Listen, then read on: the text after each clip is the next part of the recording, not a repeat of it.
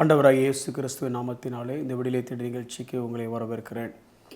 நியாய தீர்ப்பை குறித்து கற்றுக்கொண்டிருக்கிறோம். குறிப்பாக நியாய தீர்ப்புக்கும் விசுவாசிக்கும் இடையிலான தொடர்பு, அதை குறித்து நாம் கற்றுக்கொண்டிருக்கிறோம். கடந்த எபிசோடில் ஜஸ்டிஃபிகேஷன் அல்லது நீதிமானாக்கப்பட்டதை குறித்து நாம் கற்றுக்கொண்டோம். எப்படி தேவனுடைய அந்த நேச்சர் ஆஃப் லவ், அன்பின் பாவத்திற்கும் நேச்சர் ஆஃப் ஜஸ்டிஸ் அதாவது நீதியின் ஸ்பாவத்திற்கும் இடையே உள்ள அந்த காரியத்தை குறித்து நாம் கற்றுக்கொண்டோம். தன்னுடைய நீதியை தன்னுடைய குமாரனை தண்டித்ததின் மூலமாக நிறைவேற்றி நம்மை மன்னித்ததின் மூலமாக தன்னுடைய அன்பை தேவன் விளங்க பண்ணினார். இதைத்தான் யோவான் 3:16 அந்த ஒரு வசனத்திற்குள்ளே நம்ம அதை பார்க்க முடியும். நம் மீது அன்பை விளங்க பண்ணுவது அவருடைய குமாரனை தண்டிப்பதன் மூலமாக. இப்போ இன்றைக்கு ஒரு காரியத்தை, அதாவது 1 கொரிந்தியர் 6வது அதிகாரத்தில் பவுல் எழுதக்கூடிய ஒரு காரியத்தை குறித்து பார்க்க போகிறோம்.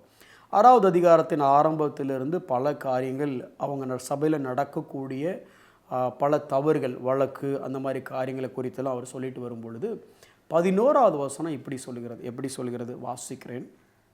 உங்களில் சிலர் இப்படிப்பட்டவர்களாக இருந்தீர்கள். அந்த இப்படிப்பட்டவர் அப்படிங்கிறதுக்கு எப்படிப்பட்டவர்கள், முன்னால் இருக்கிற 2 வசனத்தை வாசித்து பார்த்தீங்கன்னா உலகத்தில் உள்ள ஒரு மோசமான பாவங்கள் எல்லாத்தையும் அந்த லிஸ்ட் போட்டிருக்கு. இப்படிப்பட்டவங்களை நீங்கள் இருந்தீங்க. இப்போ இது யாரை பற்றி பேசுகிறாரு? உங்களில் சிலர், அதாவது இன்றைக்கி விசுவாசியாக இருக்கிற நீ இப்படி தான் இருந்த, அதில் பல மோசமான பாவங்கள் இருந்தாலும் இந்த பாவத்தில் செஞ்சுட்டு இருந்தவன் தான் நீ. இப்போ நீங்கள் வந்துட்ட. அப்போ ஏதோ ஒரு காரியத்தை சொல்ல வராரு. இதில் ஒரு முக்கியமான காரியத்தை நம்ம கற்றுக்கொள்ள போகிறோம். அதனால தான் இதை பற்றி பேச வந்தேன். ஏன் அப்படின்னா, இந்த ஜட்ஜ்மெண்ட் அப்படின்னு வரும் பொழுது பிலீவரை பொறுத்த வரைக்கும் பாஸ்ட், ப்ரெசண்ட், ஃப்யூச்சர்னு 3 காரியத்தை குறித்து படிக்கிறோம். இப்போ இதில் உங்களில் சிலர் இப்படிப்பட்டவர்களாக இருந்தீர்கள், அது பாஸ்ட் டென்ஸு. அப்போ இப்போ நீங்கள் அப்படி இருக்கக்கூடாது. அப்படிங்கிற பின்னணியில் இருக்கும் பொழுது அவர் என்ன சொல்கிறார் பாருங்களேன். உங்களில் சிலர் இப்படிப்பட்டவர்களாக இருந்தீங்க, ஆயினும், அப்படி இருந்தாலும் கர்த்தராகிய இயேசுவின் நாமத்தினாலும் நமது தேவனுடைய ஆவியினாலும் கழுவப்பட்டீர்கள், பரிசுத்தமாக்கப்பட்டீர்கள், நீதிமான்களாக்கப்பட்டீர்கள். 3 வார்த்தை இருக்கிறது. Washed, sanctified and justified. கழுவப்பட்டீர்கள், பரிசுத்தமாக்கப்பட்டீர்கள், நீதிமான்களாக்கப்பட்டீர்கள்.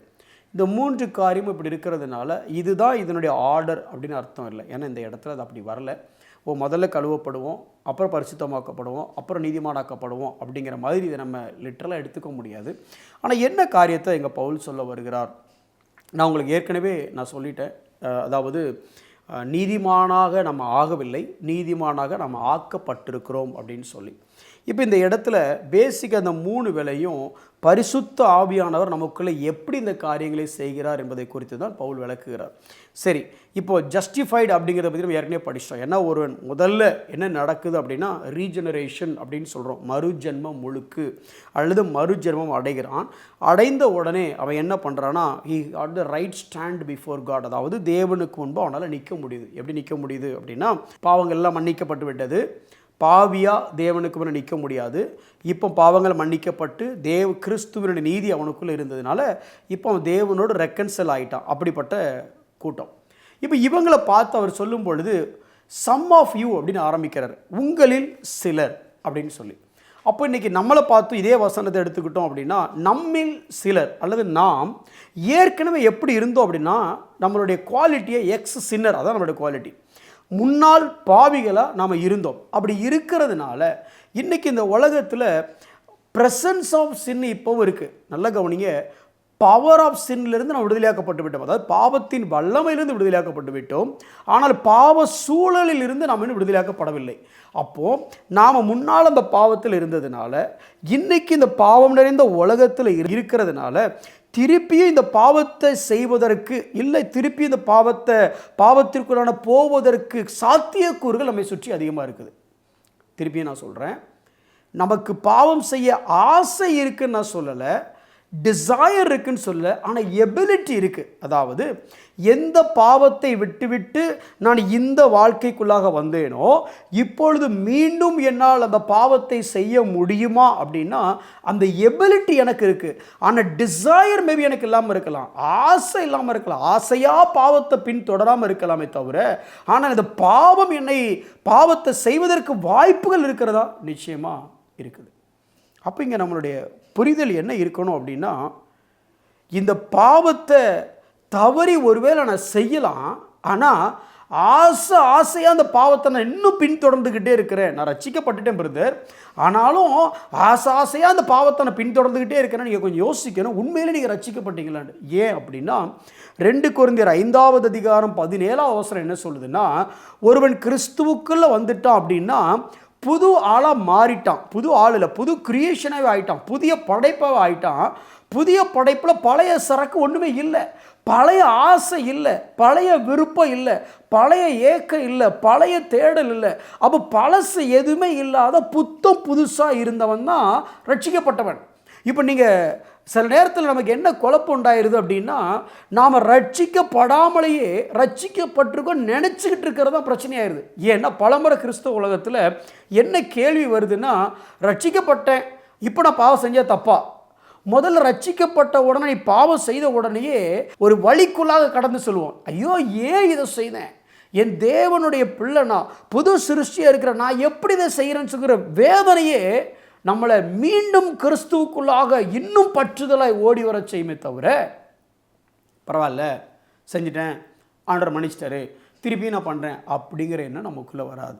நம்பர் 1, நீங்கள் நீதிமானாக்கப்பட்டிருந்தீர்கள் என்றால் நீங்கள் புதிய மனிதனாக ஆகிவிட்டீர்கள்.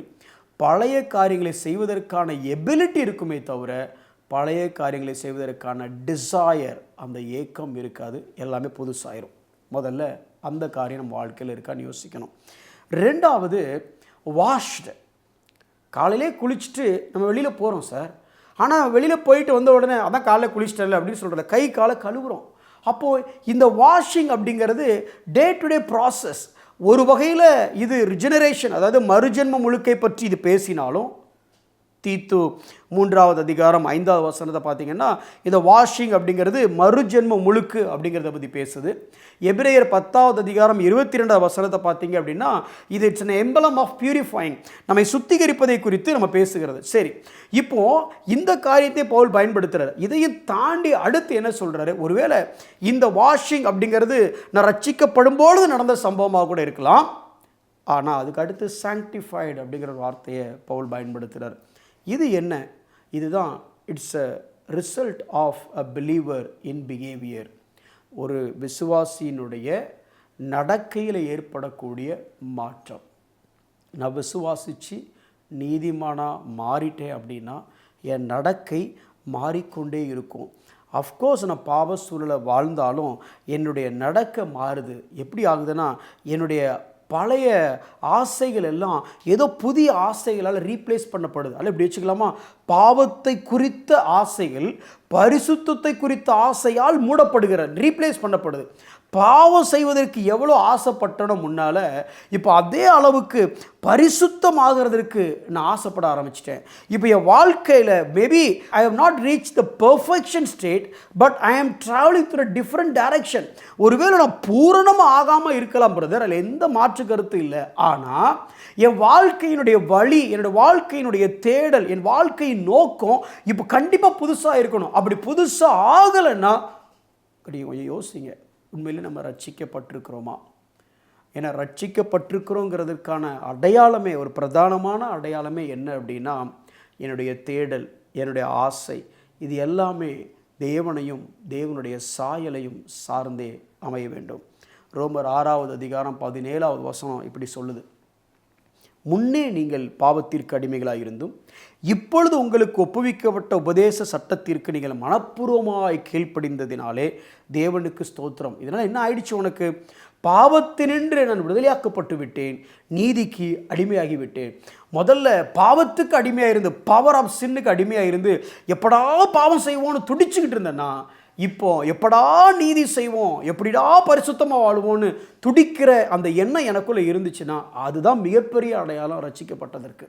அப்படியே அதே அடுத்த வசனத்தை படித்து பார்த்தீங்கன்னா 22 இப்படி சொல்லுது, இப்பொழுது நீங்கள் பாவத்திலிருந்து விடுதலையாக்கப்பட்டு தேவனுக்கு அடிமைகள் ஆனதினால் பரிசுத்தமாகுதல் உங்களுக்கு கிடைக்கும் பலன்.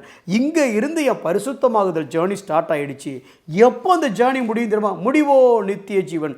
எப்போ நான் அவரை போய் சேர்றனோ அது வரைக்கும் இந்த ஜேர்னி இருந்துக்கிட்டே இருக்கும். ஒரு சின்ன ஒரு மெட்டஃபோரை மட்டும் சொல்லிட்டு நான் முடிக்கிறேன்.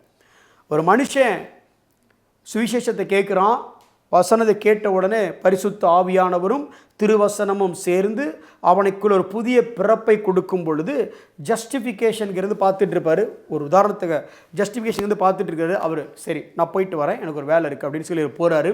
போய் ஒரு ஃபியூ மினிட்ஸ் அந்த மனிதனுக்குள்ளே அவர் வேலை செய்கிறாரு. வேலை செஞ்சுட்டு வந்துட்டார். இப்போ நீதிமான் ஆகிட்டான். ஜஸ்டிஃபிகேஷன் அவர் வந்துட்டார். அதாவது யாருன்னா நீதிமானாக்குற வந்துட்டார். எக்ஸாம்பிளுக்காக சொல்கிறேன். இப்போ பரிசுத்தமாகுதல் சாங்டிஃபிகேஷன் அவர் பக்கத்தில் இருக்கிற. சரி வரட்டா, நான் போயிட்டு வரேன், நான் போய் அவனோட வேலையை ஸ்டார்ட் பண்ணுறேன். அப்படியா, சரி பை பாய். அம்மா நீ எப்போ திரும்ப வருவேன்? நான் திரும்ப பரலோகத்தை தான் மீட் பண்ண முடியும் அப்படின்னு அர்த்தம். அந்த மனிதனுடைய வாழ்க்கையில் அன்னையிலிருந்து இந்த சாங்டிஃபைங்கிறவர் ஒர்க் பண்ணுறாரு. ஒர்க் பண்ணி எந்த நாள் வரைக்கும்? கடைசி நாள் வரைக்கும் வேலை செய்கிறார். நம்முடைய கடந்த கால பாவங்கள் நியாயம் தீர்க்கப்பட்டு விட்டன. ஆனால் இந்த நிகழ்காலத்தில் நாம் ஒவ்வொரு நாளும் நம்முடைய வாழ்க்கை பரிசுத்தமாகி கொண்டிருக்கிறதா என்பதை நாம் யோசிக்கிறோம். யோவான் 17:17 இயேசுவானவர் சொல்லும் பொழுது, இயேசுவுடைய சீஷர்களாகவே இருந்தாலும் அவர்கள் தினம் தினம் சத்திய வசனத்தினாலே பரிசுத்தமாக்கப்பட வேண்டும் என்று வசனம் சொல்கிறது. இன்னைக்கு கிறிஸ்தவ உலகத்தில் ஒரு extreme, once saved for all. ஆனால் பிரச்சனை என்னென்னா, once are you really saved? ரட்சிக்கப்பட்டோம், இனிமேல் கவலையே இல்லை பிரதர் அப்படின்னு நினைக்கிறீங்க நீங்கள். அது இனிமேல் நான் பரலோகமா நரகமாங்கிறத பற்றி யோசிக்கிறத விட உண்மையிலே நான் ரட்சிக்கப்பட்டேனாங்கிறத குறித்து தான் முக்கியமாக நம்ம யோசிக்கணும். என்னுடைய தேடல், என்னுடைய ஆசை எதை நோக்கி இருக்கிறது? எந்த சாயல் எனக்குள்ளே பெருகி கொண்டிருக்கிறது? என்னுடைய பசி, என்னுடைய நேச்சர் புதுசாகிடுச்சா? என்னுடைய பசி மாறிடுச்சா? தேவனை குறித்த தாக்கம் எனக்குள்ளே எப்படி இருக்கிறது? இந்த மாற்றம் உண்டாகிட்டே இருந்துச்சுன்னா, பாவம் செய்வதற்கான சூழ்நிலையும் பாவம் செய்வதற்கான பலமும் இருந்தும் என்னுடைய ஆசை பரிசுத்தமாகுதலில் இருந்தால் நிச்சயமாகவே நீங்கள் ரட்சிக்கப்பட்டு விட்டீர்கள். நிச்சயமாகவே பரலோகத்தில் உங்கள் இடம் ஷுர், கேரண்டி ஆகிடுச்சு. அப்படிப்பட்ட ஒரு வாழ்க்கை நம்ம வாழ்கிறோமா அப்படின்னு யோசிச்சு பார்ப்போம். பைபிளை பொறுத்த வரைக்கும் எந்த இடத்துலையும் பாவம் செய்வதை ஊக்கப்படுத்தவே இல்லை.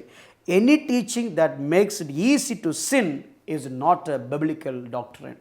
பாவம் இல்லாத வாழ்வே தேவனுக்கு பிரியமான வாழ்வு. கண்களை மூடி நாம் ஜெபிப்போம்.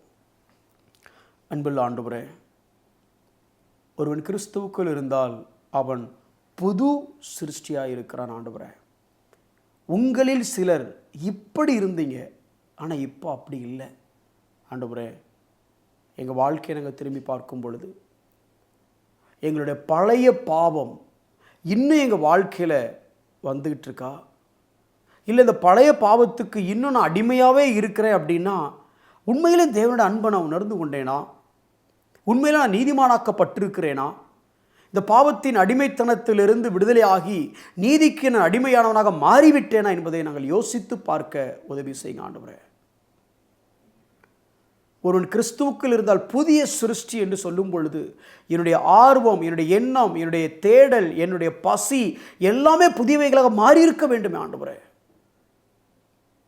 அப்படி ஒருவேளை இதை பார்த்துட்டு இருக்கிற யாருக்கோ அப்படி ஒரு மாற்றம் ஏற்படவில்லை என்றால், பரிசுத்த ஆவியானவரே அவர்களுக்கு இப்போது இன்று ஊழியம் செய்யும்படியாக நாங்கள் ஜெபிக்கிறோம்.